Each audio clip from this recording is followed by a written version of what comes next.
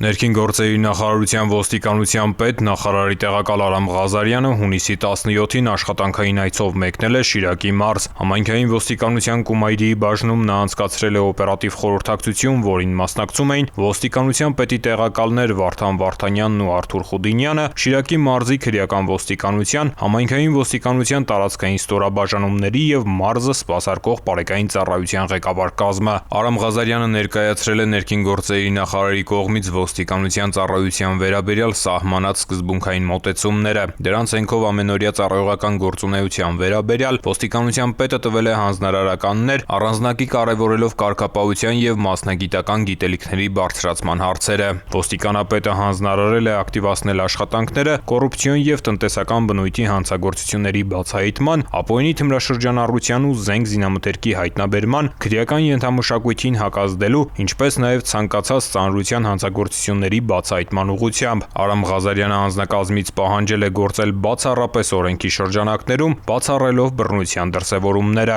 Ոստիկանապետն առանձնահատուկ անդրադարձ է կատարել նաեւ իրավապահ մյուս կառույցների հետ համագործակցության խորացմանը։ Խորհրդակցությանը ներկայացվել են քրեական ոստիկանության, համայնքային ոստիկանության, պարեկային ծառայության 2025 թվականին Շիրակի մարզում կատարված աշխատանքների վիճակագրությունը, վերլուծվել են առկա խնդիրներն ու նշվել առաջիկա անելիքները։ Այցի ավարտին Արամ Ղազարյանը Շիրակի մարզի իրավապահ մյուս կառույցների եւ մարզային իշխանության ղեկավարները ծաղիկներ խոնարհեցին հայրենիքի սահմանները պաշտպանելիս ու ծառայողական պարտականությունները կատարելիս զոհված ոստիկանների հուշակոթողին։